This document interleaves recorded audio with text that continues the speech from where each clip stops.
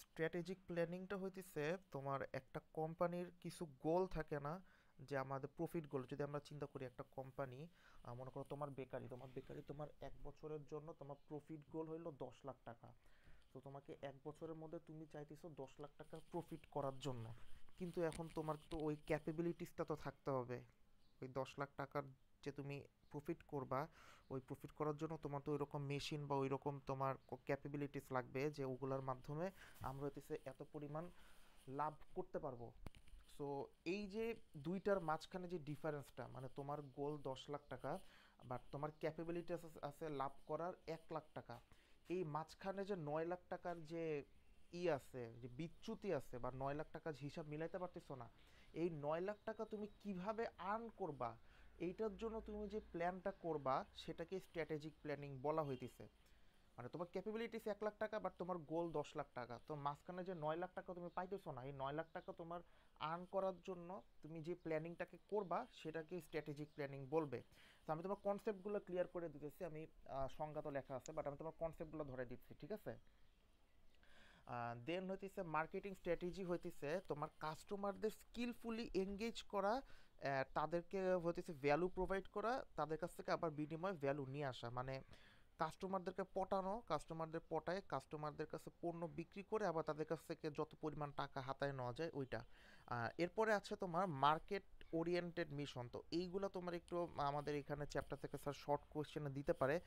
Market oriented mission হইতেছে গিয়ে তোমার মার্কেটিং যে ইনভায়রনমেন্টটা আছে, এই ইনভায়রনমেন্ট থেকে কোম্পানি আসলে কি চাইতেছে। তো মার্কেটিং ইনভায়রনমেন্টের মধ্যে কি কি আছে দেখো, অ্যাডভার্টাইজিং আছে, তারপরে হইতেছে গিয়ে তোমার আহ, কি বলে, মানে ব্যবসার যে প্রসেসগুলো আছে অনেক কিছু তোমার মার্কেটিং, যে ইনভায়রনমেন্টগুলো আছে, মানে ক্রেতার সেট বলো, সাপ্লায়ার বলো, স্টেক হোল্ডার্স বলো, এদের কাছ থেকে আসলে কোম্পানি কি এক মানে কি চাইতেছে বা তাদের কাছ থেকে কি মানে অ্যাকমপ্লিশ করতে চাইতেছে, এটা কি মার্কেট ওরিয়েন্টেড মিশন বলতেছে। বা ওরিয়েন্টেডটাও বাদ দিয়ে দাও, মার্কেট মিশন, বা মার্কেট থেকে অ্যাকচুয়ালি কোম্পানি কি চাইতেছে সেটাকে মার্কেট ওরিয়েন্টেড মিশন বলতেছে।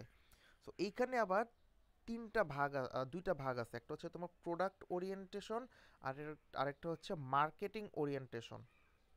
তো এইটার মধ্যে আসলে ডিফারেন্সটা কি? ধরো যে তুমি একটা বেকারি দিছো, নাম দিছো হচ্ছে স্নিগ্ধা বেকারি, তো তোমার কোম্পানির নাম কি হবে? স্নিগ্ধা বেকারি। তোমার মেইন প্রোডাক্ট হইতেছে কেক। তো তোমার প্রোডাক্ট ওরিয়েন্টেশন, তোমার প্রোডাক্ট যেটা কেক, সে প্রোডাক্ট ওরিয়েন্টেশনটা হবে উই সেল পেস্ট্রিজ বা we sell cream cakes. But যখন তুমি মানুষদেরকে বলতে যাবা, সেটা হবে হচ্ছে মার্কেটিং ওরিয়েন্টেশন, মানুষদেরকে জানানো, মানে সেটা হচ্ছে মার্কেটিং করা। তো মার্কেটিং ওরিয়েন্টেশনে গিয়ে তুমি এরকম বলতে পারো যে we just don't sell cakes, we share emotions with each other. যেরকম স্নিকার্সে বলে না, যে খিদা লাগছে, স্নিকার্স খালো, এই টাইপের কিছু একটা। সো ওইটাই হচ্ছে তোমার মার্কেটিং ওরিয়েন্টেশনটা। প্রোডাক্ট ওরিয়েন্টেশন হচ্ছে তোমার প্রোডাক্টের ডিটেলস, অ্যান্ড মার্কেটিং ওরিয়েন্টেশনটা হচ্ছে তুমি তোমার প্রোডাক্টটাকে কীভাবে কাস্টমারদের সামনে একটু বড় কথা বলে তুলে ধরবা। এইবার আমরা আসি স্টেপস ইন স্ট্র্যাটেজিক প্ল্যানিং। এই স্টেপসগুলো আমাদেরকে মনে রাখতে হবে। এইটা আমরা যে 4টা কোয়েশ্চেন বানাইছি, এই 4টা কোয়েশ্চেনের মধ্যে 1 নাম্বার কোয়েশ্চেনই হইতেছে তোমার স্টেপস বা স্ট্র্যাটেজিক প্ল্যানিংয়ের স্টেপসগুলো কী কী। সো এটা স্যার তোমাকে এরকম করে কোয়েশ্চেন দিতে পারে যে সাপোজ তুমি একটা বিজনেস খুলছো, সো এই বিজনেসটাকে রান করানোর জন্য তোমাকে কী কী স্ট্র্যাটেজিক প্ল্যানগুলা ইউজ করতে হবে। তো এখানে আমাদের টোটাল স্ট্র্যাটেজিক প্ল্যান আছে টোটাল 4টা। তো 4টা কী কী আমরা আগে একবার দেখে নেই। একটা হচ্ছে তুমি যে কোম্পানি খুলতেছো, স্নিগ্ধা বেকারি খুলতেছো, এটার মিশনটা কি। সেকেন্ড হইতেছে তোমার এই স্নিগ্ধা বেকারির অবজেক্টিভ বা গোলটা কি। অ্যান্ড এরপর হচ্ছে কি তোমার স্নিগ্ধা বেকারির বিজনেস পোর্টফোলিও কি।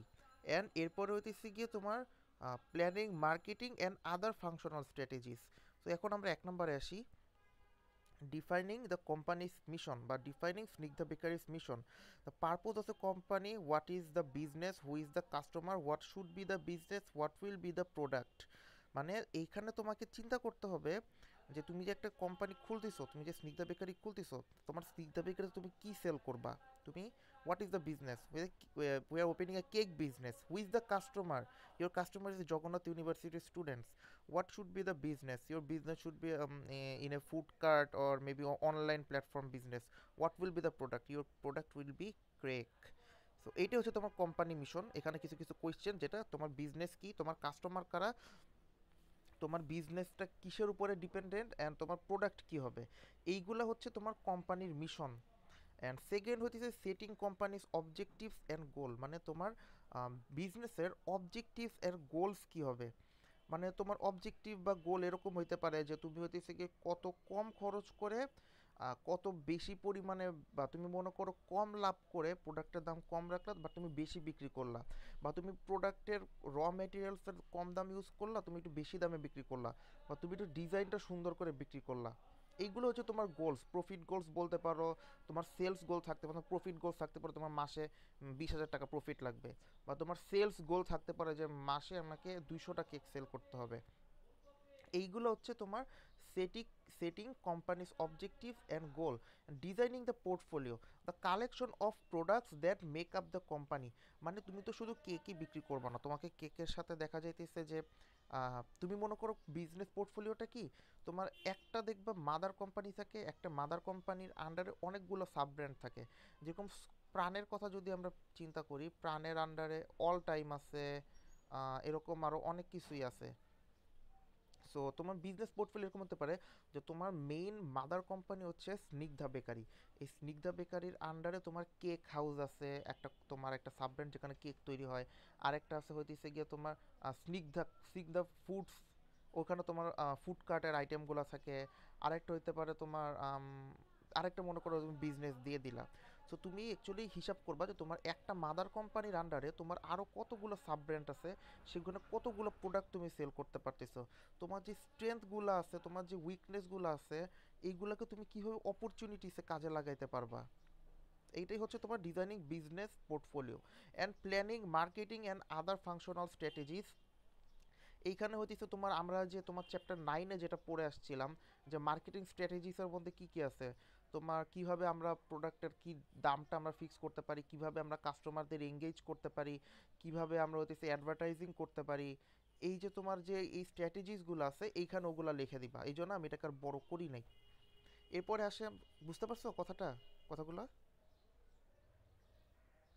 না, আবার বলো। কোনটা মানে? 4 নাম্বারটা বুঝি নাই। আচ্ছা, planning marketing and other functional strategies.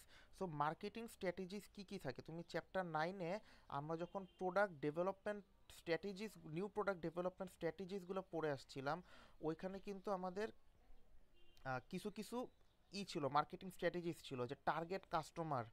So তুমি এখানে চিন্তা করবা মার্কেটিং স্ট্র্যাটেজি বা ফাংশনাল স্ট্র্যাটেজি, তুমি চিন্তা করবা তোমার টার্গেটেড কাস্টমার কারা, যেটা আমরা এখানে 1 নম্বরে পড়ে আসছি ডিফাইনিং দ্য কোম্পানি মিশনে। বা এখানে তোমার টার্গেটেড মার্কেট হবে, টার্গেট কাস্টমার না, তোমার টার্গেট মার্কেট। তোমার মার্কেট সেগমেন্টেশন কি হবে, তোমার টার্গেট মার্কেট কি হবে, তারপর তোমার প্রাইস কি হবে, তোমার অ্যাডভার্টাইজিংটা তুমি কিভাবে করবা, তুমি কাস্টমারদের কিভাবে রিচ করবা। এইগুলা হচ্ছে তোমার planning marketing and other functional স্ট্র্যাটেজিসের মধ্যে আসবে। ঠিক আছে? হুম। এইটা হচ্ছে তোমার 1 নাম্বার কোয়েশ্চেন আমাদের শেষ, যেটা হচ্ছে তুমি একটা বিজনেস খুললে তোমাকে কি কি স্ট্র্যাটেজিক প্ল্যানিংগুলো ব্যবহার করতে হবে। এরপরে আমরা আসবো হচ্ছে এসবিইউ। এসবিইউ মানে হচ্ছে স্ট্র্যাটেজিক বিজনেস ইউনিট। সো একটা functional unit of A business that has its own vision and direction. বা তুমি এটাকে একটা ম্যাট্রিক্সের মতো বলতে পারো। আমাদের চ্যাপ্টার 2-এ টোটাল 2 ধরনের ম্যাট্রিক্স আছে। একটা হয়ে দিছে তোমার, এই নেক্সট পেজে আসো, বিসিজি গ্রোথ শেয়ার ম্যাট্রিক্স। তো বিসিজি গ্রোথ শেয়ার ম্যাট্রিক্সের তোমার যে কোনো ম্যাট্রিক্সে তোমার দুইটা অ্যাক্সিস থাকে, একটা হচ্ছে তোমার ভার্টিক্যাল, একটা হচ্ছে তোমার হরাইজন্টাল। সো এটা তোমাকে একটু বই থেকে তুমি যদি এটা দেখতে, আচ্ছা তোমাকে আমি স্ক্রিনশট দিয়ে দেবো, মানে বই থেকে যদি দেখতে তাহলে তোমার জন্য ম্যাট্রিক্সটা বুঝতে সুবিধা হইতো। আচ্ছা বইটা ওপেন করো। দাঁড়াও, বই তো নিয়ে বইয়ে দেখো বিসিজি গ্রোথ শেয়ার ম্যাট্রিক্স কই আছে, দেখো স্টার কোয়েশ্চেন মার্ক পাইছো? হুম হুম। তো এইখানে দেখো, পেয়েছি। হ্যাঁ বাম দিকে দেখো লেখা আছে মার্কেট গ্রোথ, এর নিচের দিকে লেখা আছে তোমার মার্কেট শেয়ার। সো এইখানে তোমার বিসিজি গ্রোথ শেয়ার যেটা, এই বিসিজি গ্রোথ শেয়ারে তোমার টোটাল চারটা অপশন আছে, একটা হচ্ছে তোমার star, question mark, cash cow আর ডগস।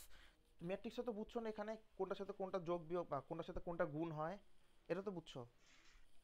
হুম আচ্ছা ঠিক আছে, তো স্টার্স প্রোডাক্ট বা স্টার্স বিজনেস কোনগুলো মনে করো, তুমি হইতেছে গিয়ে যে দিছো, তোমার কোম্পানির নাম হচ্ছে স্নিগ্ধা বেকারি। তো স্নিগ্ধা বেকারির আগে আন্ডারে আমরা কি কি পড়ে আসলাম, স্নিগ্ধা কেক হাউস আর হইতেছে গিয়ে তোমার কি জানি বলে, স্নিগ্ধা ফুড কর্নার্স। তো তোমার দুইটা হইতেছে গিয়ে বিজনেস আছে, বা তুমি ধরো তোমার চারটা বিজনেস আছে মাদার কোম্পানির আন্ডারে, ঠিক আছে। হুম সো এখন এই চারটা কোম্পানির মধ্যে তোমার স্টার্স, তোমার এই চারটা কোম্পানির মধ্যে একটা কোম্পানি তোমার স্টার কোম্পানি, একটা কোম্পানি তোমার কোয়েশ্চেন মার্ক কোম্পানি, একটা কোম্পানি তোমার জন্য ক্যাশ কাউ কোম্পানি, আর একটা কোম্পানি তোমার জন্য dogs company. So stars company আমরা ধরতে পারি হইতেছে তোমার ফুড কর্নারের বিজনেসটা। সো ফুড কর্নার বিজনেসটা কি হইতেছে, ফুড কর্নারের বিজনেসে তোমার গ্রোথটা হাই, অ্যান্ড সাথে প্রোডাক্ট শেয়ার যেটা আছে, বা তোমার মনে করো তোমার কোম্পানি ফুড কর্নার এত বড় হয়ে গেছে যে তুমি শেয়ার মার্কেটে ঢুকে গেলা। তো মানুষ যে তোমার খাবার অনেক বেশি চেনে, যেরকম মনে করো ওই যে টেস্টি ট্রিট, মনে করো তুমি টেস্টি ট্রিটের মালিক, তো তুমি মার্কেটে শেয়ারও ছেড়ে দিলা। অ্যান্ড তো কি হইলো, তোমার এখানে গ্রোথটাও বেড়ে গেল, আবার তোমার শেয়ার শেয়ার গ্রোথও বেড়ে গেল। আর এগুলোর জন্য তোমার ইনভেস্টমেন্ট লাগে অনেক বেশি, যাতে তোমার গ্রোথটা আরও তাড়াতাড়ি বেশি হয়ে যায়। আর যেগুলো জিনিসে তোমার তাড়াতাড়ি বেড়ে যায় সেগুলো স্লো ডাউনও তাড়াতাড়ি হয়ে যায়। অ্যান্ড স্টার্টসটাও তোমার এরকম, তোমার এদের প্রোডাক্ট বিজনেস গ্রোথও হাই, এদের শেয়ার মার্কেটও শেয়ার প্রাইসও মানে শেয়ার মানে শেয়ার গ্রোথও হাই থাকে। অ্যান্ড এই গ্রোথটাকে মেনটেন করার জন্য তোমার ইনভেস্টমেন্টও প্রচুর লাগে, যাতে গ্রোথটা বজায় রাখে। বাট এত যে তোমার গ্রোথ বেশি হইতেছে, এত বেড়ে যাইতেছে, ওই যে বেশি যেন বেরো না, ঝড়ে ভেঙে যাবে মাথা। এটাও তোমার ওই রকম, যে এটাও তোমার একটা সময় পরে কি হয়ে যায়, কমে যায়, কমে গিয়ে এটা ক্যাশ কাউ হয়ে যায়। সো ক্যাশ কাউটা তাহলে কি, ক্যাশ কাউ হইতে তোমার ম্যাট্রিক্সটা কিন্তু বুঝতে হবে। ম্যাট্রিক্সে তাহলে তোমার হিসাব নিকাশ করে এটা অ্যান্সার করতে হবে, নাহলে তোমার কাছে একটু প্যাচ লেগে যাবে। সো ক্যাশ কাউ তোমার ওই ধরনের বিজনেস যাদের গ্রোথটা হয় আস্তে আস্তে, বাট তোমার share of the product high হয়। তুমি এখানে শেয়ারটাকে তোমার প্রোডাক্টের প্রাইস হিসেবেও ধরতে পারো, তাহলে তোমার জন্য বুঝতে সুবিধা হবে। লো গ্রোথ কেন হবে, লো গ্রোথটা হবে কারণ দেখবা তোমার কেক কোনোদিন তোমার দুইটা সেল হইতেছে, কোনোদিন একটা সেল হইতেছে, কোনোদিন পাঁচটা সেল হইতেছে, আবার আবার দেখা গেছে এক মাস আছে কোনো কেকই সেল হয় নাই। এর কারণে কি হবে, তোমার কেকের যে বিজনেসটা আছে ওইটা আস্তে আস্তে কি হবে আস্তে আস্তে বিক্রি হবে, বা আস্তে আস্তে গ্রোথ হবে।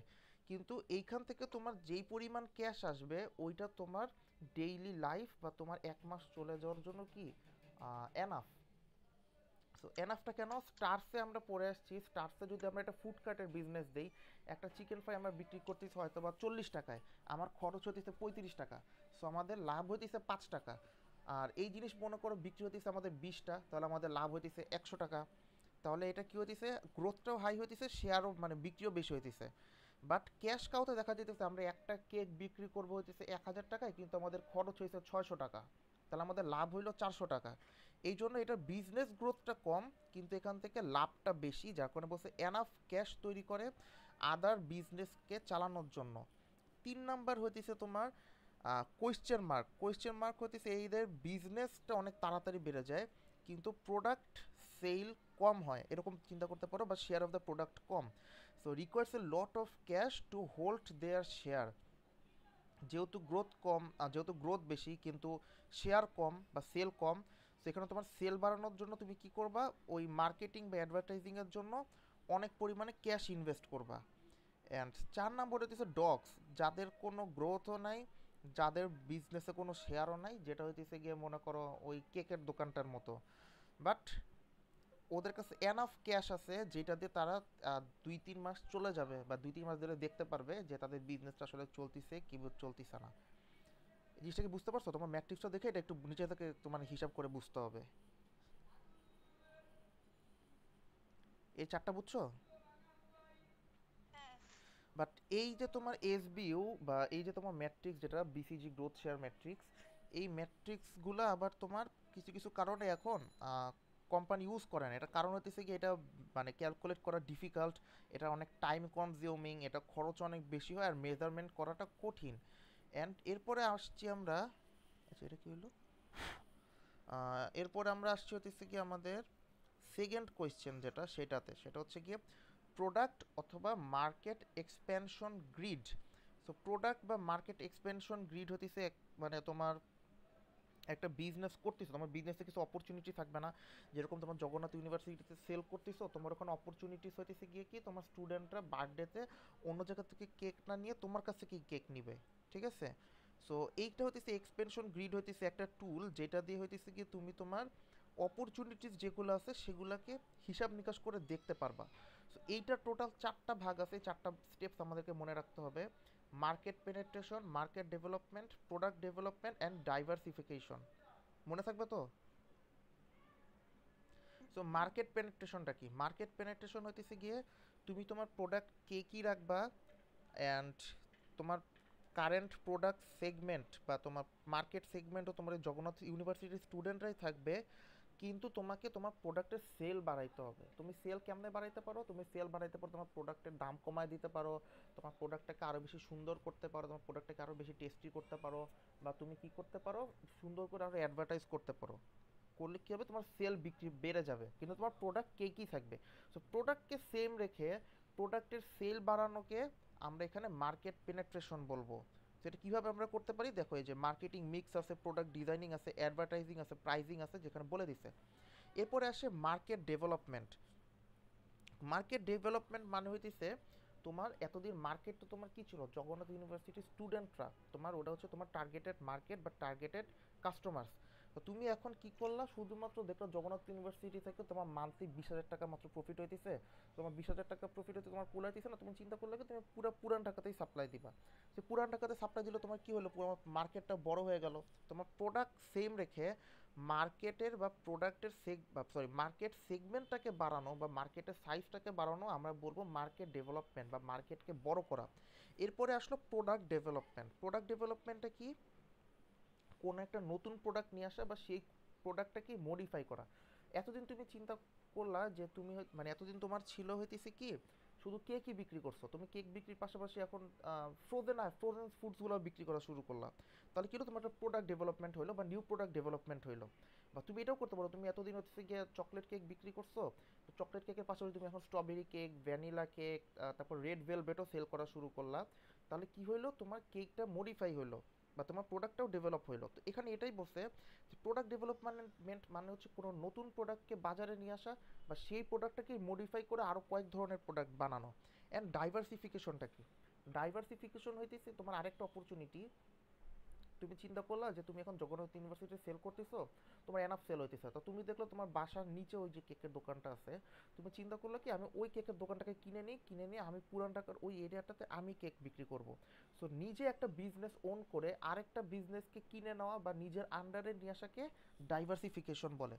এই যে চারটা প্রসেস, এই চারটা প্রসেসটাই হচ্ছে কি তোমার মার্কেট এক্সপেনশন, প্রোডাক্ট এক্সপেনশন বা মার্কেট এক্সপেনশন গ্রিড, যেখান থেকে তুমি কি করতে পারো, তোমার বিজনেসের অপরচুনিটি বাড়াইতে পারো। ঠিক আছে? এই চারটা ক্লিয়ার আছে, হয়েছে? হ্যাঁ। আচ্ছা, আমরা সবসময় বলি কি আমাদের কোম্পানিকে বাড়ায় নিয়ে যাওয়া বা কোম্পানিকে ডেভেলপ করা, বাট কোম্পানিকে কখনো ডাউন সাইজ করতে হবে না, এরকম কোনো আছে? অবশ্যই করতে হবে। তোমার মাদার কোম্পানি হইতেছে স্নিগ্ধা বেকারি, তোমার আন্ডারে আছে হইতেছে গিয়ে স্নিগ্ধা কেক হাউস, এন্ড আছে হচ্ছে স্নিগ্ধা ফুড কর্নার। তোমার স্নিগ্ধা ফুড কর্নার থেকে মাসে মাসে লাভ হইতেছে তোমার মনে করো 50,000 টাকা।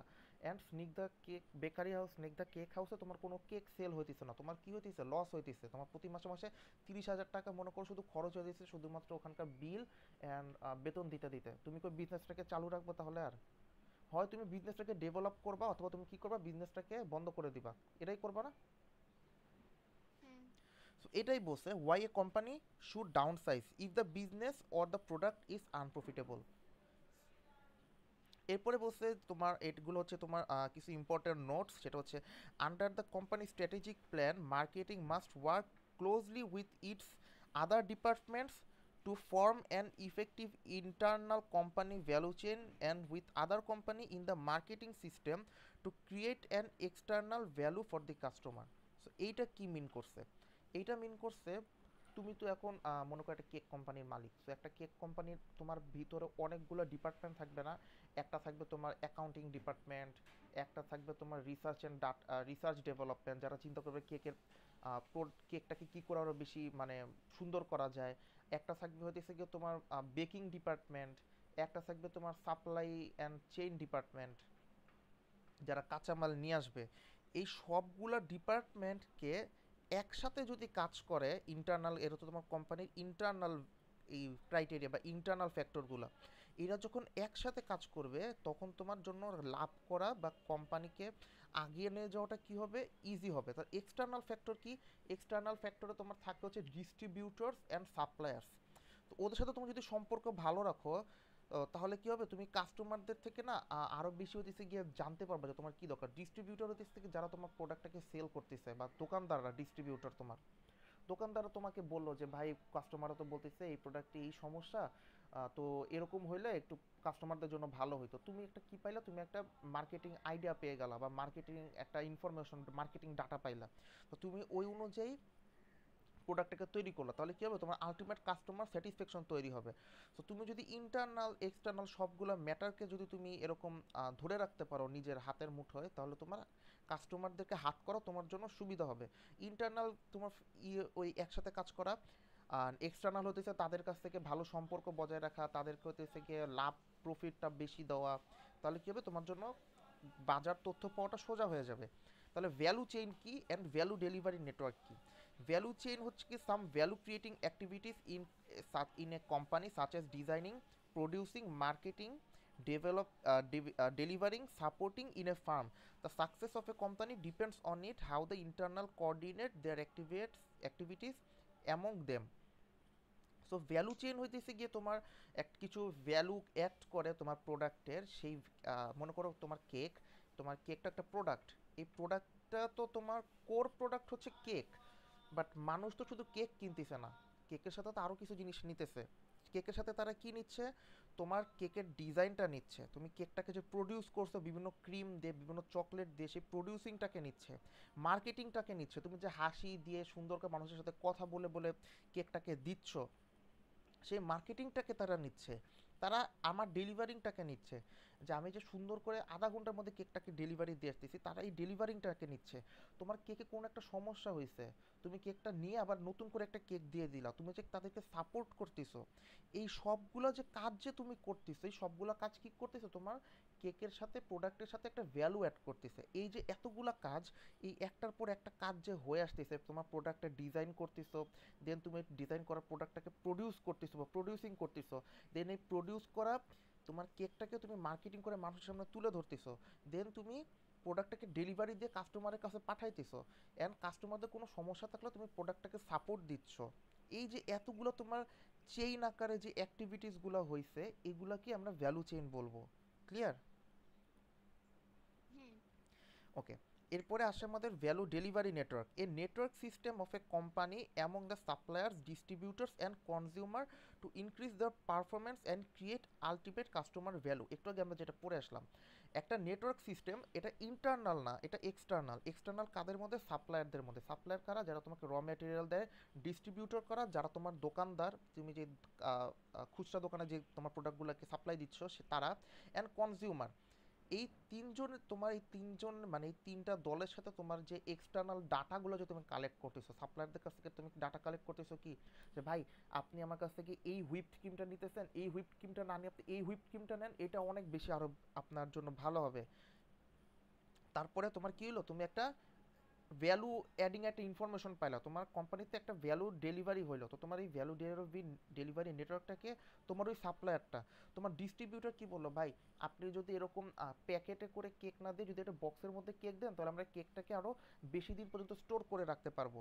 এই যে তুমি আরেকটা তোমার প্রোডাক্টের ভ্যালু ডেলিভারি ইনফরমেশন পাইলা, তোমার এখানে ভ্যালু ডেলিভারি নেটওয়ার্কটাকে তোমার ডিস্ট্রিবিউটর। তোমার কনজিউমার বললো, ভাই আপনি যদি এখানে ক্রিমটাকে ইউজ না করে যদি এখানে চকলেটটা ইউজ করতেন বা ডিজাইনটা এমন করতেন, তাহলে মনে হয় আরও বেশি ভালো হতো। তোমার তাহলে আরেকটা কী হলো, তোমার তোমার প্রোডাক্টের ভ্যালু অ্যাড করার মতো আরেকটা নেটওয়ার্ককে তোমার কাস্টমার। ক্লিয়ার এটা? দারুণ। হ্যাঁ, হ্যাঁ। Okay, marketing strategy, the marketing steps by which company creates customer value and achieve profitable customer value. মানে তোমার মানে এঙ্গেজিং, মানে skillfully engaging customer to create value for them and in order to capture value for them. এটা হচ্ছে marketing strategy, যেটা আমরা প্রথমেও পড়ে আসছি। এটা হচ্ছে আসবে না, বাট তারপর দেখে রাখা ভালো, মাঝে মাঝে এক দুই লাইন লিখে দিলে তো সমস্যা নেই। সো মার্কেটিং মিক্স কি, আমরা তোমার চ্যাপ্টার এইটা প্রোডাক্ট মিক্স আছে product mix and marketing mix, দুইটা কিন্তু পুরাটাই আলাদা, এই দুইটাকে কোনোভাবেই আমাদের মিক্স করে ফেলা যাবে না, আমি কালকে মিক্স করে প্যাচ লাগাই ফেলছিলাম। সো মার্কেটিং মিক্স কি, মার্কেটিং মিক্স হইতেছে, মার্কেটিংটা কি, মার্কেটিং হইতেছে তোমার টার্গেট কাস্টমার, তারপর হচ্ছে তোমার টার্গেট মার্কেট, মার্কেট সেগমেন্টেশন, তারপর হচ্ছে তোমার অ্যাডভার্টাইজিং, ডিজাইনিং, প্রডিউসিং, এগুলো তোমার মার্কেটিং, মার্কেটিংয়ের কাজ কারবার। সো মার্কেটিং মিক্সটা কি, মার্কেটিং মিক্স হইতেছে এই যে কাজগুলাকে আছে, এই কাজগুলাকে একসাথে মার্কেটিং মিক্স বলা হয়, বা এখানে তোমার চারটাকেই তোমার তুলে ধরা হয়েছে, যেটা হচ্ছে কি তোমার 4P বলা হয়, some factors they are known as 4P।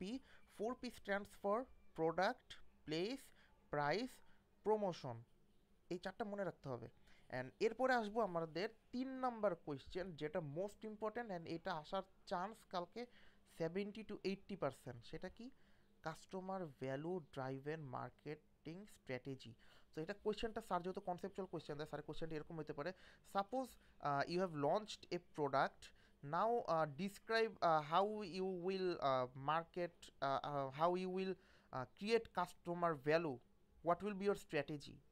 তো এ তখন তোমার এটার অ্যান্সার দিতে হবে, customer must understand customer needs and wants, there are too many different types of consumer with different needs and wants, মানে যেটাকে তুমি প্যাঁচা ট্যাচা যত বড় করা যায়। সো এইখানে তোমার আমাদের টোটাল স্টেপস আছে চারটা, সেই চারটা স্টেপসকে আমাদের খুব ভালো করে মনে রাখতে হবে। সো ফার্স্ট অফ অল হচ্ছে আমরা চারটা অপশনকে একবার করে পড়ে যাই, market segmentation, market targeting, market differentiation and positioning and marketing mix. So এখন আমরা মার্কেট সেগমেন্টেশনে চলে আসি। Dividing market into several groups of customers with different needs and wants. এই যে মনে করো আমি কোকোলা নুডলস কিনতে গেলাম, কোকোলা নুডলসের অনেকগুলো ভাগ আছে, একটা হচ্ছে তোমার চিকেন মশলা, একটা হচ্ছে তোমার বিফ মশলা, একটা হচ্ছে আবার এগ মশলা। এই যে তোমার কিছু এক এক ধরনের কাস্টমার, কেউ নিবে চিকেন মশলা কোকোলা নুডলস, কেউ নিবে বিফ মশলা, কেউ নিবে এগ মশলা।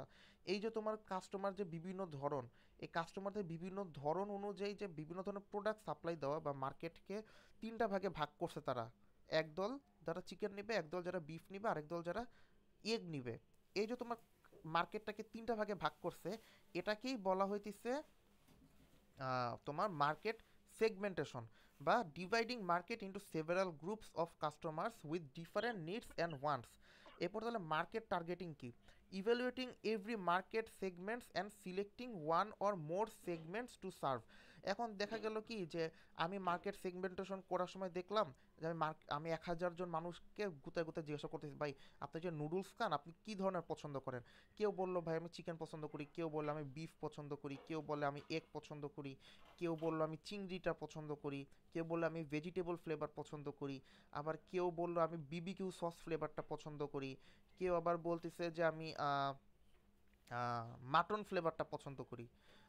তো তখন তুমি কি চিন্তা করবা, তুমি তো চিন্তা করবা না আমার তো আসলে এতগুলো সেগমেন্টেশন আসলে হয়েছে, এতগুলো ভাগ হয়ে গেছে, 10টা ভাগ কিন্তু আমরা করে ফেলছি, কিন্তু 10টা ভাগের প্রোডাক্ট কি আমরা মার্কেটে দিব, মার্কেটে কিন্তু আমরা দিব না, মার্কেটে দিলে এটা কি হবে, আমাদের 10টা প্রোডাক্ট আমাদের কিন্তু প্রোডাকশন কস্ট বেড়ে যাবে। তো আমি চিন্তা করব কি এই 10টা প্রোডাক্ট যে তোমার চিকেনের তোমার চিকেন বলছে 25%, বিফ বলছে 25%, এগ বলছে 25%, 75% আমার এখানেই গেল, বাকি 25% আমাকে বলছে বিবিকিউ, চিংড়ি, মাটন, এই ফ্লেভারগুলা। তো আমি চিন্তা করলাম কি আমার মার্কেটের একটা মেজর অংশ যেহেতু আমাকে চিকেন, বিফ অ্যান্ড এগ বলছে, তো আমি এই তিনটা মার্কেটকেই টার্গেট করব। এই যে তুমি মার্কেট সেগমেন্টেশনে এতগুলো মার্কেটকে ডিভাইড করলা এত নিডস অ্যান্ড ওয়ান্টসের পর থেকে, এরপরে তুমি যে শুধুমাত্র 3 ধরনের কনজিউমারকে টার্গেট করলা বা 3 ধরনের মার্কেট টার্গেট করলা, যেটা হচ্ছে তোমার চিকেন নুডলসের মার্কেট, বিফ নুডলসের মার্কেট অ্যান্ড এগ নুডলসের মার্কেট, এটাকেই আমরা বলবো মার্কেট টার্গেটিং। যে ইভ্যালুয়েটিং এভরি মার্কেট সেগমেন্টস, অর্থাৎ প্রতিটা মার্কেট সেগমেন্টসকে মূল্যায়ন করা, অ্যান্ড এখান থেকে একটা বা ততূর্ধ্ব মার্কেট সেগমেন্টসকে চুজ করা সার্ভ করার জন্য বা প্রোডাক্ট সাপ্লাই দেওয়ার জন্য। এরপরে আমরা আসবো market differentiation and positioning. So এইটা একটু মাথায় রাখতে হবে, এইটা একটু পেঁচানো জিনিস। So market positioning is taking a clear place relative to competing products in the mind of targeted customers. On the other hand, market differentiation focuses on a specific market, a different market that is interested in buying a certain type of product. For example, a business selling organic dog food is looking to target a specific type of a person who is a health conscious, animal loving and eco friendly individual. এই পর্যন্ত আমরা যেটা পড়ে এসেছি এটা হচ্ছে তোমার বইয়ের কঠিন ভাষা। তো এরপরে এই পর্যন্ত আমরা মাথায় ধরবো না, মাথায় ধরলে আমরা কনসেপ্টটা ক্লিয়ার করতে পারবো না। এর পরের পার্ট থেকে আমরা আসি যে positioning is the place you hold in the mind's eye, বা মনের চোখে টার্গেট অডিয়েন্স বা টার্গেট কাস্টমারদের। এটার মানে হচ্ছে তুমি যে একটা কোম্পানি, তোমার কোম্পানিটাকে নিয়ে মানুষ একটা চিন্তা ভাবনা করে না যে কোম্পানিটা এরকম কোম্পানিটা ওরকম। তুমি ম্যাগি নুডলস কিনে নিয়ে আসলা, ম্যাগি নুডলস কিনে নিয়ে আসার পরে কী হলো, সেই ম্যাগি কোম্পানিকে নিয়ে তোমার একটা আইডিয়া আছে না যে না এরা তো অনেক ভালো নুডলস দেয়, বা এদের নুডলসের মশলার টেস্ট অনেক ভালো, এদের নুডলসটা তৈরি করলে বেশি মজা লাগে, এরকম তোমার একটা মাইন্ড সেট আপ আছে না? হুম।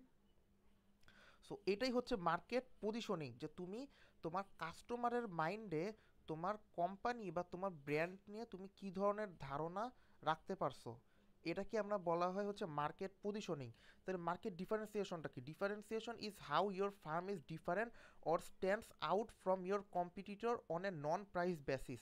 মানে টাকার ব্যাপারে না, কিন্তু টাকা ছাড়া তুমি এমন কি করতেছো যেটা তোমাকে মিস্টার নুডলস বা কোকোলা নুডলস থেকে তোমাকে আলাদা করতেছে। তোমার এখানে মার্কেট ডিফারেন্সিয়েশন তুমি কীভাবে করতে পারো, তোমার প্রাইসটাকে কম রাখতে পারো, তোমার টেস্টকে বেটার রাখতে পারো, তুমি প্রোডাক্টের সাইজ বেশি দিতে পারো, মানে ভিতরে জিনিসপত্র বেশি দিতে পারো। এটাই হচ্ছে মার্কেট ডিফারেন্সিয়েশন। মানে বাকিদের থেকে তোমার প্রোডাক্টটাকে বা মার্কেট বা তোমার বিজনেসটাকে একটু আলাদা করা বা একটু ডিফারেন্ট করা, যেটাকে আমরা ডিফারেন্সিয়েশন বলবো। অ্যান্ড পজিশনিং হচ্ছে কি তোমার এই তুমি তোমার কাস্টমারদের মনে তুমি কীরকম ভাবনা রাখবা তোমার প্রোডাক্ট বা বিজনেসকে নিয়ে। এরপর আসে আমরা marketing mix. Marketing mix is the set of marketing tools which are price, product, place and promotion. So products কি? প্রোডাক্টস হচ্ছে goods and services that the company offers, it has variety, quality, design and feature. মানে তোমার প্রোডাক্টের তো variety থাকে, যেরকম আমি একটু আগে পড়ে আসলাম বিফ নুডলস, চিকেন নুডলস, তারপরে তোমার এগ নুডলস। কোয়ালিটিও থাকে, কোনোটা কোয়ালিটি, কোনো কোম্পানির প্রোডাক্টের কোয়ালিটি ভালো, কোনোটা কোয়ালিটি খারাপ। প্রোডাক্টের ডিজাইনও থাকে, ম্যাগি হতেছে কোকড়ানো, কোকোলা হইতেছে স্ট্রেইট। ফিচারও থাকে, ফিচার কি এখানে ওই মশলাগুলা। তো প্রোডাক্ট হইতেছে এটা, প্রাইস হইতেছে the amount of money A consumer need to pay, and place হইতেছে গিয়ে the activity that make the product available for the consumer. তো প্লেস হইতেছে গিয়ে তুমি যেখানে তোমার সাপ্লাই দিবা বা যেখানে তোমার প্রোডাক্টটাকে পাওয়া যাবে, সেটা দোকান হইতে পারে, ডেলিভারি সিস্টেমও হইতে পারে। প্রমোশন হচ্ছে refers to activities that make the target customers buy the product. এটা কি? Advertising, personal selling. Marketing mix কি এটা ক্লিয়ার হয়েছে?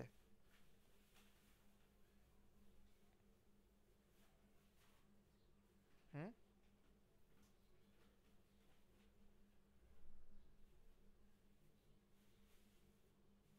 হ্যালো।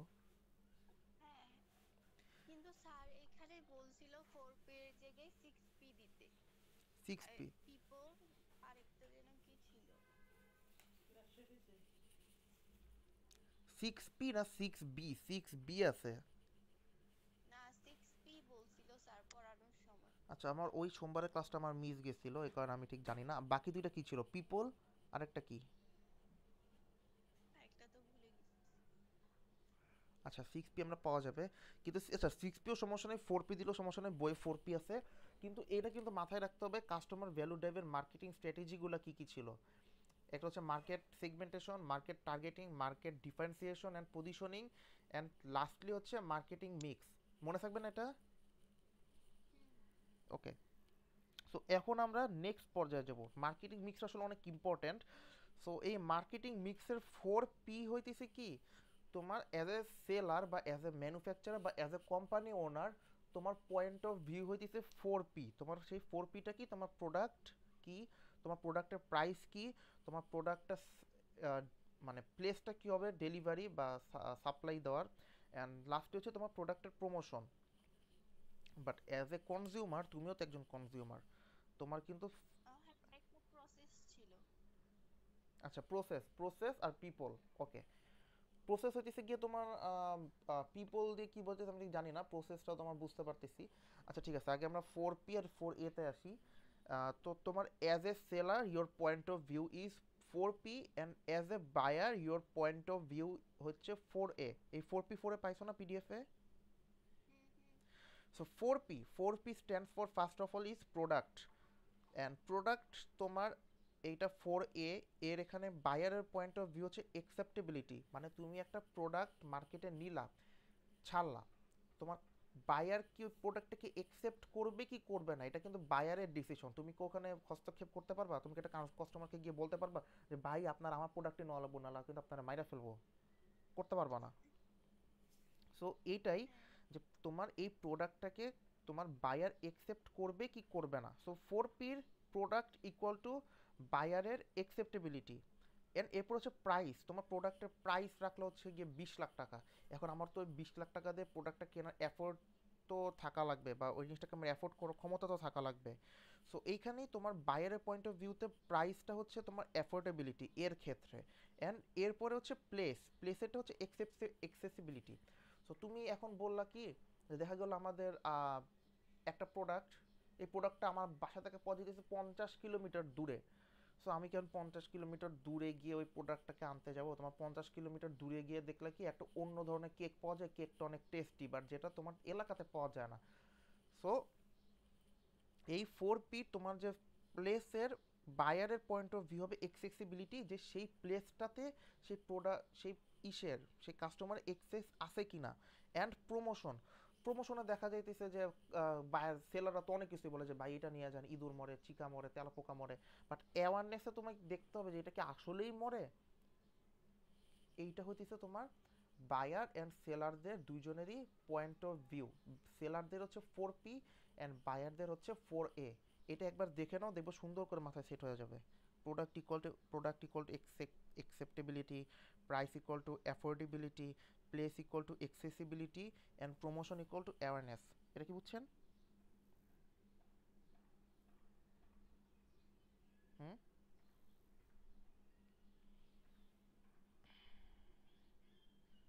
হ্যাঁ বুঝছি।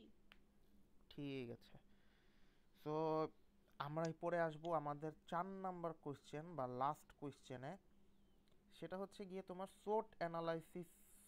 আচ্ছা, সোট অ্যানালাইসিসটা এর মধ্যে পাবো আমরা। তো আগে আমরা সোট অ্যানালাইসিস কি এটা দেখে নেই। আমরা বলছিলাম না যখন আমরা বিসিজি ম্যাট্রিক্স পড়ছিলাম, মনে আছে? স্টার, কোয়েশ্চেন মার্ক, তারপর হচ্ছে ক্যাশ কাউ, ডগস পড়ে আসছিলাম না? মনে আছে? হ্যাঁ মনে আছে। ওকে, তো আমরা আমি ওখানে। তো মিস করে রাখছি, তো ওই জন্য কথা একটু দেরিতে দেরিতে বলা লাগতেছে। আচ্ছা, কিন্তু আমার কথা তো ক্লিয়ার বোঝা যাচ্ছে তাই না? হ্যাঁ হ্যাঁ, তোমার কথা ক্লিয়ার আচ্ছা বুঝতেছি। ঠিক আছে, আমি তাহলে বলে যাই, আপনি শুনতে থাকেন, কোনো জায়গায় না পেলে না বুঝলে আমাকে বলবেন। সো আমরা যে একটু আগে পড়ে আসলাম যে অ্যানালাইসিসের ক্ষেত্রে দুই ধরনের ম্যাট্রিক্স ইউজ করা হয়, একটা হচ্ছে বিসিজি ম্যাট্রিক্স, আর একটা হচ্ছে সোট অ্যানালাইসিস। সো সোট অ্যানালাইসিস হচ্ছে গিয়ে একটা মানে স্ট্র্যাটেজি যেখানে তোমার A stands for strengths, W stands for weakness, O stands for opportunities, and T stands for threats. So আমাদের 4 নাম্বার কোয়েশ্চেনটা তোমার স্যার এরকম করে দিতে পারে যে how you will manage your marketing process.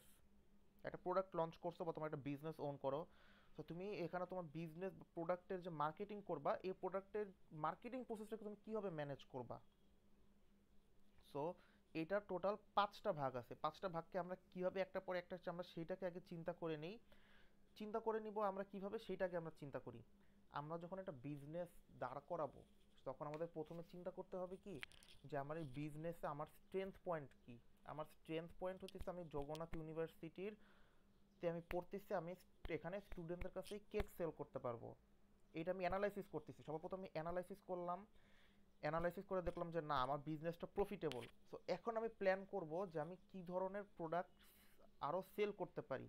তো আমি চিন্তা করলাম আমি এখানে কেক সেল করতে পারি, আমি চিকেন ফ্রাই সেল করতে পারি, আমি রোল সেল করতে পারি, আমি প্ল্যান করলাম। সো এখন তো শুধু প্ল্যান করলে হবে না, প্ল্যানটাকে তো ফলো দেওয়া লাগবে বা আঞ্জামও দেওয়া লাগবে। সো আমি এখন এটা প্ল্যানটাকে ইমপ্লিমেন্টেশন করবো বা প্রোডাক্ট বানাবো। তো প্রোডাক্ট বানাইলাম, প্রোডাক্ট বানানোর জন্য, প্রোডাক্টকে সেল করার জন্য আমি তো নিজে গিয়ে এখন ফুড কার্টে গিয়ে বসবো না, কাউকে তো বসাবো। বিজনেসটাকে আমি অর্গানাইজ করব। অর্গানাইজের মধ্যে তোমার কি থাকতে পারে, আমার প্লেস থাকবে, আমার বিজনেস প্লেস থাকবে, আমার সেলার থাকবে, আমার ফুড কার্টের কার্ডটা থাকবে, এই সবগুলোকে আমি অর্গানাইজ করতেছি, যেটাকে আমরা বলবো অর্গানাইজেশন। অ্যান্ড লাস্টলি হচ্ছে কন্ট্রোল। যে আমি চিন্তা করছিলাম যে আচ্ছা আমি তো 20,000 টাকা লাভ করবো, আমার কি লাভ আসলে 20,000 টাকা হয়েছে কিনা, আমার প্ল্যান ছিল 20,000 টাকা লাভ, কিন্তু আমার ফলাফল এসে দেখলাম আমার লাভ হয়েছে 15,000 টাকা লাভ। সো এই যে 5,000 টাকা আমার হয় নাই। সো এইটা মেজারমেন্ট বা এই যে মাঝখানে যে বিচ্যুতিটা, এটা কি হচ্ছে আমার চিন্তা করা, এন্ড এই 5,000 টাকা আমি কিভাবে পুষায় নিব, এইটা অনুযায়ী তোমার পদক্ষেপ নাওকে আমরা কি জেনে আসছি, কন্ট্রোল জেনে আসছি। তো আমরা এখানে কি কি পাইলাম, ফার্স্ট অফ অল আমাকে বিজনেসটা অ্যানালাইসিস করতে হবে, দেন আমাকে বিজনেস প্ল্যানিং করতে হবে, বিজনেস প্ল্যানিং করার পর আমাকে বিজনেস ওইটাকে আঞ্জাম দিতে হবে বা ইমপ্লিমেন্টেশন করতে হবে, সব কিছু ম্যানেজ করতে হবে। তারপর সবগুলোকে একসাথে করে আমার বিজনেসটা দাঁড়া করাতে হবে বা অর্গানাইজেশনটাকে দিয়ে দিতে হবে। অ্যান্ড লাস্টলি আমাকে দেখতে হবে প্ল্যানিং বা সরি কন্ট্রোলিং। সো এখন আমরা আসি অ্যানালাইসিসে আমাকে কি কি চিন্তা করতে হবে। তো এখানে আমাদের ম্যাট্রিক্সটা আবার আমাদের হিসাব নিকাশ করে রাখতে হবে, দুইটা ম্যাট্রিক্স কিন্তু অবশ্যই আমাদের মাথায় রাখতে হবে। বাম দিকে আমাদের আছে ইন্টারনাল এক্সটার্নাল, অ্যান্ড নিচের দিকে আছে positive negative. So strength equal to positive internal factor which is positive, weakness হইতেছে গিয়ে internal factor which is negative, opportunities হইতেছে external factor which is positive, and threats equal to হচ্ছে external factor which is negative. এটা তো আমরা matrix থেকে বুঝছি এটা দেখে, তাই না? সো এখন আমরা স্ট্রেংথের কথা যদি চিন্তা করি, আমার ইন্টারনাল যেহেতু আমরা জেনে আসছি এটা internal positive factor, so internal capabilities that may help a company reach its objective. So তোমার অবজেক্টিভ কি, তোমার অবজেক্টিভ হইতেছে 20,000 টাকা লাভ করা। সো তোমার স্ট্রেংথ বা তোমার ক্যাপাবিলিটিস কি, তুমি জগন্নাথ ইউনিভার্সিটিতে পড়ো, তুমি এখানে স্টুডেন্টদের কাছে তোমার কেকটাকে সেল করতে পারবা, এটা হইতেছে তোমার নিজের একটা ইন্টারনাল তোমার একটা লাভ, বা নিজের একটা ইন্টারনাল স্ট্রেংথ বা ইন্টারনাল একটা তোমার শক্তি, যেটা তোমাকে তোমার 20,000 টাকা লাভ করতে তোমাকে সহায়তা করবে। তাহলে উইকনেসটা কি, উইকনেসও তোমার ভিতরে আছে, অ্যান্ড এটা নেগেটিভ অ্যান্ড এটাও ইন্টারনাল। উইকনেস হইতেছে কি আমাদের জগন্নাথ ইউনিভার্সিটির ছাত্রলীগ বা তোমার যারা হইতেছে বলবে যে তোমার এখানে বিজনেস রান করাইতে গেলে, বা ছাত্রলীগও না, মনে করো কোনো একটা সন্ত্রাস, যারা তোমাকে বলতেছে যে তোমার বিজনেসটাকে রান করানোর জন্য তোমাকে আমাদেরকে প্রতি মাসে মাসে 50,000 টাকা করে দিতে হবে। তো তোমার এই যে তোমার এই জিনিসটা তোমার জন্য নেগেটিভ, অ্যান্ড এটাও কিন্তু তোমার ইন্টারনালি হইতেছে, তোমাকে তো কিন্তু জগন্নাথ ইউনিভার্সিটির বাইরের কোনো মাস্তান এসে বলবে না যে আমাকে 50,000 টাকা দেন, বলতেছে কিন্তু ভিতরের মাস্তানরাই। তো এটাও তোমার ইন্টারনাল একটা লিমিটেশন, যেটা হচ্ছে নেগেটিভ। আবার এবার আসছে আমরা এক্সটার্নাল ফ্যাক্টরগুলোতে অ্যানালাইসিসের মধ্যেই, সেটা হচ্ছে তোমার অপরচুনিটিস, যেটা হচ্ছে তোমার positive. External factors that the company may be able to exploit to its advantage. So তোমার এক্সটার্নাল অপরচুনিটিস কি থাকতে পারে, যে এক্সটার্নাল অপরচুনিটিস এরকম থাকতে পারে যে পুরান ঢাকায় র মেটেরিয়ালের দাম কম। সো তোমার বাড়ি থেকে যে কিনতেছো এটা অবশ্যই কিন্তু তোমার কোনো ইন্টারনাল থেকে তোমার তোমার তো মানে তুমি নিজেই তো প্রডিউস করতেছো না, তোমার তো র মেটেরিয়াল বাইরে থেকে নিয়ে আসতে হইতেছে। আর পুরান ঢাকাতে তোমার এটার অপরচুনিটিসটা কি, তোমার পুরান ঢাকাতে পাইকারি দরে কম দামে পাওয়া যায়। সো এটা তোমার এক্সটার্নাল একটা জিনিস যেটা তুমি বাইরে থেকে কিনে নিয়ে আসতেছো, এন্ড এটা তোমার জন্য পজিটিভ, তোমার জন্য অপরচুনিটি কি তুমি র মেটেরিয়ালটা কম দামে কিনতে পারতেছো, যার কারণে তুমি লাভ বেশি করতে পারতেছো। অ্যান্ড এরপরে আসি হচ্ছে আমরা থ্রেডস, অ্যান্ড তাহলে সেটা হচ্ছে নেগেটিভ। থ্রেডসটা কি হবে, থ্রেডসটা হবে এরকম যে তোমার যে পুরান ঢাকা থেকে যে কম দামে কিনেছো তোমাকে ওরা কি করতে পারে, তোমাকে ওরা দুই নাম্বার জিনিসও ধরা দিতে পারে। সো এক্সটার্নাল তুমি কি যে র মেটেরিয়াল আনতেছো, বা সেখানে দেখা যেতেছে র মেটেরিয়াল আনতে গিয়ে সেখানকার মানুষরা তোমার কাছ থেকে চাঁদাবাজি করতেছে। তো এই চাঁদাবাজিটা তোমার ভার্সিটির বাইরে হইতেছে, তাহলে এটা কি তোমার ইন্টারনাল না, এটা তোমার এক্সটার্নাল, আর এটাও নেগেটিভ। সো এই থ্রেটসটা হইতেছে current and emerging external factors that may challenge the company's performance. তো তোমার যদি বাইরেও চাঁদা দিতে হয়, তোমার কিন্তু প্রফিট আরও কমে যাইতেছে। সো এই সোট অ্যানালাইসিস কোনটা কিভাবে হয়েছে এটা তো বুঝতে পারছো, তাই না?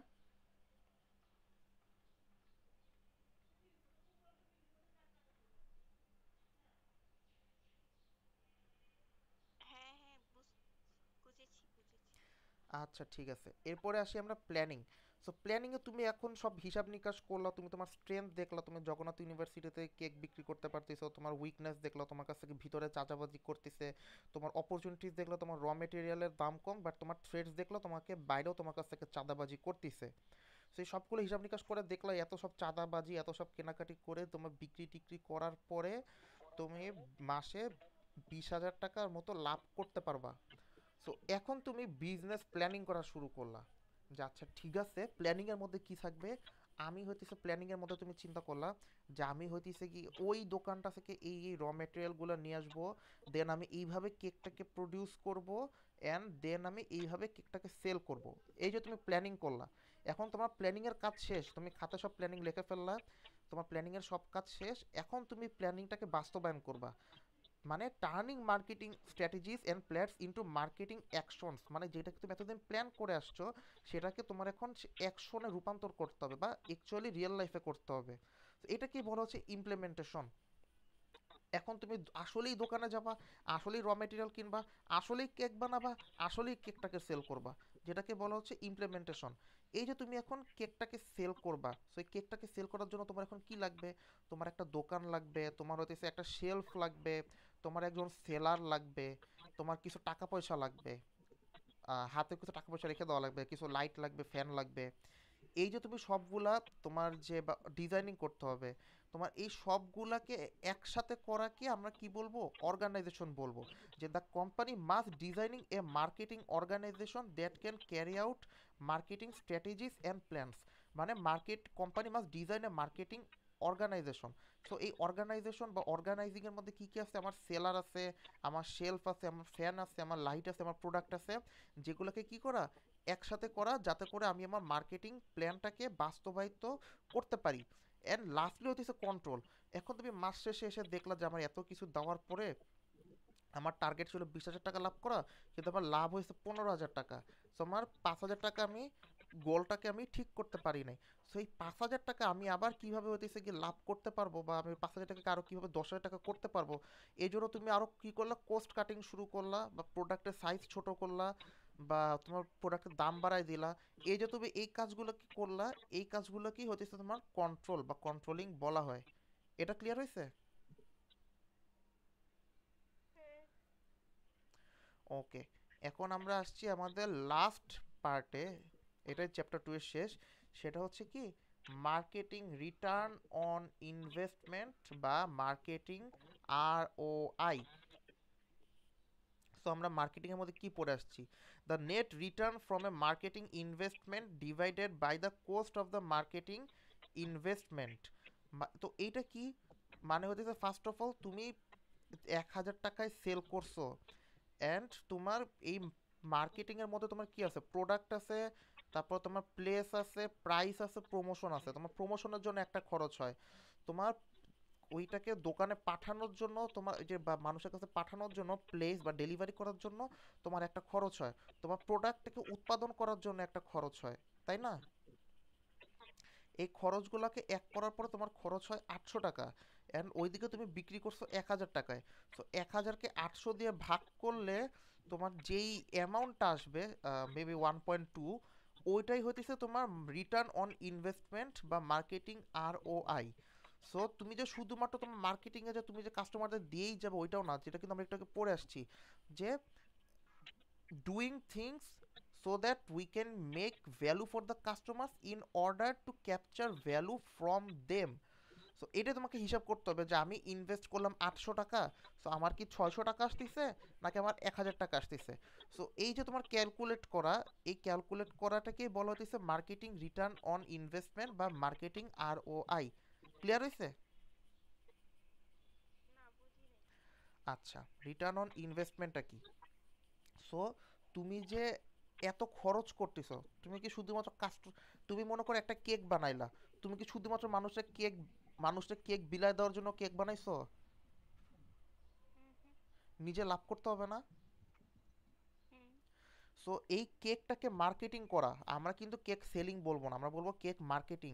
সো মার্কেটিং মিক্সের মধ্যে আমরা প্রসেসের মধ্যে কি কি শিখে আসছি? তোমার product, price, price, place, promo. Promotion. So এই প্রোডাক্টটা উৎপাদন করতে তোমার একটা খরচ হয়েছে না? মার্কেটিং মিক্সের প্রোডাক্ট উৎপাদন করতে একটা খরচ হয়েছে না? হ্যাঁ। সো এই প্রোডাক্টটা উৎপাদন করতে তোমার খরচ হয়েছে 650 টাকা। তারপরে এটাকে প্লেস, এক্সেসিবিলিটি, যেটা আমরা বাইরের থেকে জেনে আসছি, এই প্রোডাক্টটাকে ডেলিভারি করার জন্য তোমাকে কি দিতে হয়েছে? ডেলিভারি চার্জ, ডেলিভারি ম্যানকে দিতে হয়েছে 50 টাকা। তাহলে ওই 650 টাকার সাথে আরো 50 টাকা যোগ করো, 700 টাকা। এরপরে আসছে প্রমোশন। তুমি যে কেকটাকে তুমি তো কেকটাকে প্রথম দিনই তো মানুষের কাছে তোমার কেকটাকে প্রমোট করতে হবে না বা অ্যাডভার্টাইজিং করতে হবে না? সেটা তুমি অ্যাডভার্টাইজ করেই করো বা পার্সোনাল সেলিং করেই করো। সেই অ্যাডভার্টাইজিং করার জন্য মনে করো তুমি যে লিফলেট টিফলেট বা পোস্টার লাগাইছো, সেখানেও তোমার অ্যাভারেজ প্রতি কেক প্রতি 100 টাকা করে খরচ হয়েছে। তাহলে তোমার খরচ কত হলো টোটাল একটা কেকের পিছনে বলো? 650, 50 আর 100, 800 টাকা খরচ হয়েছে না? হ্যাঁ। এইটাই হইতেছে তোমার মার্কেটিং ইনভেস্টমেন্ট। তুমি এই কেকটার পিছনে কত টাকা ইনভেস্ট করছো তাহলে? 800 টাকা। হ্যাঁ, কিন্তু এখন তুমি কেকটাকে বিক্রি করতেছো 1000 টাকায়, ঠিক আছে না? তা তোমার লাভ কত টাকা হইতেছে? 200।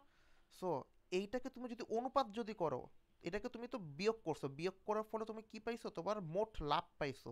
বাট আমরা যে পড়েছিলাম না কলেজে থাকতে অ্যাকাউন্টিং এ, যে মোট লাভ অনুপাত, হুম। অনুপাত